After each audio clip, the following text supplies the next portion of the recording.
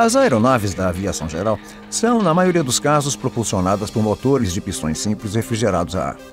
O motor aciona uma hélice que produz o impulso para fazer deslocar o avião pelo ar.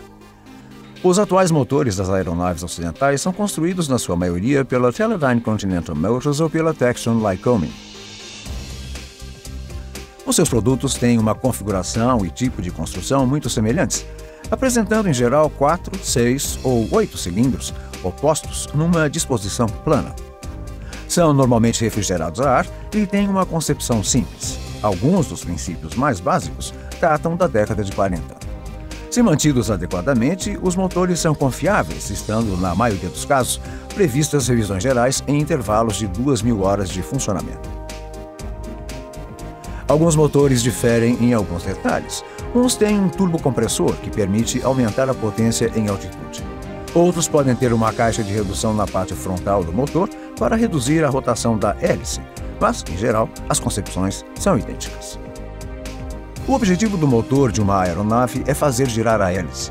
Isto é conseguido através da mistura de combustível e de ar, que são convertidos em energia, de forma a fazer rodar um eixo ligado à hélice. Dentro do motor, esse eixo rotativo, conhecido geralmente pela designação de virabrequim, está ligado aos pistões que se deslocam para cima e para baixo dentro de cada cilindro. No início de cada ciclo, a válvula de admissão se abre. No movimento descendente do pistão, são aspirados combustível e ar através da válvula de admissão para encher o cilindro. Quando o pistão chega ao final da sua trajetória, a válvula de admissão se fecha e o pistão começa a se elevar. Este movimento comprime o combustível e o ar. Quando o pistão atinge o ponto mais alto do seu percurso, o combustível e o ar estão altamente comprimidos. Nesse ponto, a vela de ignição inflama o combustível e a mistura entra em combustão. A rápida expansão do combustível inflamado empurra o pistão para baixo, transmitindo essa força ao virabrequim situado no centro do motor. A força exercida sobre o pistão pela explosão do combustível origina a energia para acionar a hélice. Após a combustão da mistura, os gases de escape têm de ser evacuados do motor. Quando o pistão se eleva, uma segunda válvula, a válvula de escape, abre-se no topo do cilindro. O pistão em ascensão empurra os gases de escape através da válvula de escape para fora do motor. Quando o pistão atinge o topo do seu movimento, a válvula de escape se fecha e se segue uma nova abertura da válvula de admissão. O pistão continua então o seu movimento descendente para aspirar mais combustível e ar fresco para dentro do cilindro e o ciclo se repete. Este ciclo se repete continuamente enquanto o motor trabalha, aspirando combustível e ar para dentro do motor, comprimindo-os, queimando-os, obrigando o pistão a movimentar-se, a provocar a rotação do virabrequim, expelindo depois os gases resultantes da combustão. O processo é normalmente referido como admissão, compressão, explosão e escape. Se forem acrescentados mais cilindros ao motor, é possível aumentar a potência e os impulsos de potência podem ser equilibrados para se obter uma maior suavidade de funcionamento.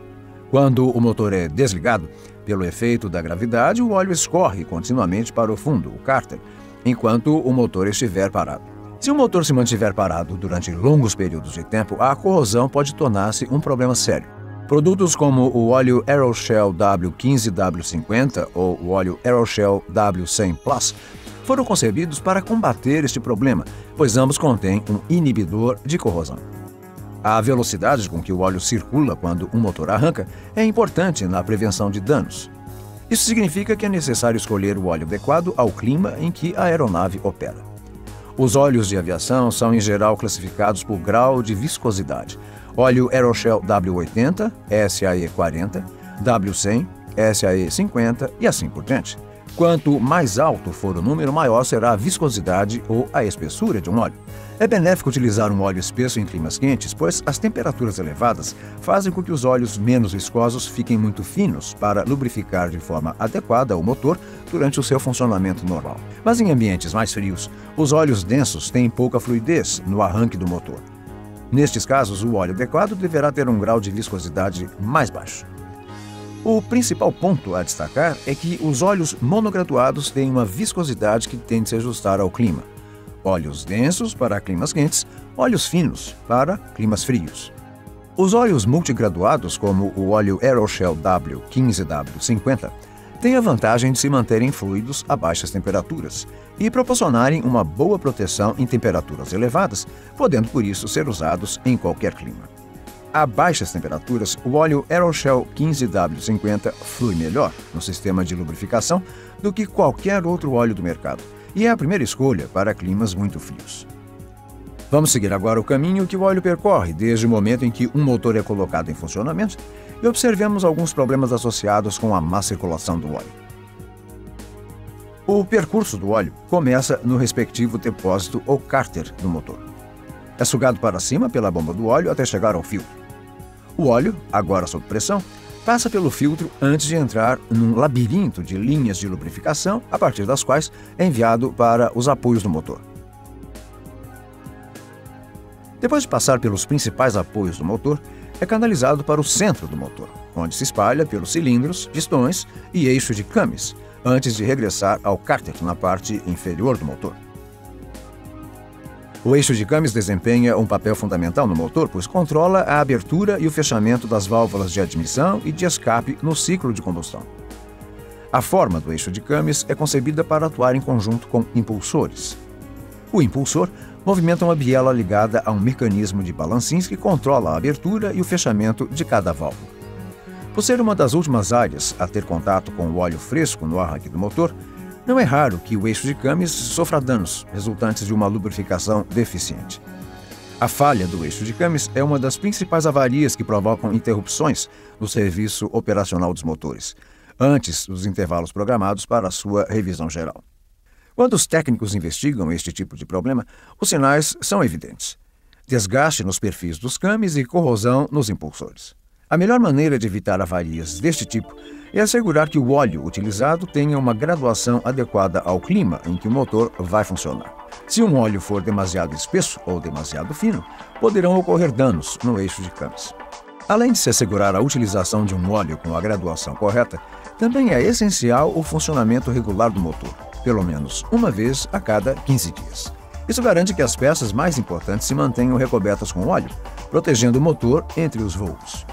Se uma aeronave não for utilizada com frequência, como normalmente acontece no caso de pilotos particulares, essas peças poderão deixar de ser lubrificadas. Em caso de falta de óleo entre o câmbio e o impulsor no arranque do motor, pode-se registrar um contato de metal com metal, com consequentes danos em ambos. Em motores utilizados ocasionalmente, os aditivos podem ser a solução. A Shell incorpora um aditivo anti-fricção no óleo multigraduado Aeroshell W15W50 e no óleo monograduado Aeroshell W100 Plus. O princípio de atuação consiste no depósito do aditivo sobre as superfícies metálicas, ficando as peças móveis protegidas mesmo antes de o óleo fresco chegar. Além disso, estes dois óleos possuem um inibidor de corrosão que minimiza a formação de ferrugem quando o motor não é utilizado. Pode-se observar também que há partes do eixo de câmbios com revestimento de cobre. Trata-se de um detalhe relacionado com a fabricação dos câmbios que pode transformar-se num problema para o óleo. O cobre é um catalisador, acelerando por isso a degradação do óleo. Para resolver esse problema, a Shell Aviation misturou outro aditivo no óleo Aeroshell W15W50 e no Aeroshell W100 Plus. Esse aditivo, conhecido como inibidor de metais, ajuda a proteger o óleo do efeito catalisador do cobre, mantendo-o em boas condições ao longo da sua vida útil. Depois de termos observado o que é fundamental no interior do motor, analisemos os aspectos importantes no seu exterior. Vejamos como se processa uma troca de óleo. Primeiro, retira-se o bujão e escoa-se o óleo usado. Depois, remove-se e substitui-se o filtro do óleo. Uma vez colocado o novo filtro e reinstalado o bujão do cárter, pode-se adicionar o óleo novo com a graduação correta através do bocal de enchimento. O bocal de enchimento possui também uma vareta que permite o controle periódico do nível do óleo do motor. A aeronave está pronta agora para regressar ao serviço, confiante em que os óleos Aeroshell zelam pela proteção do motor.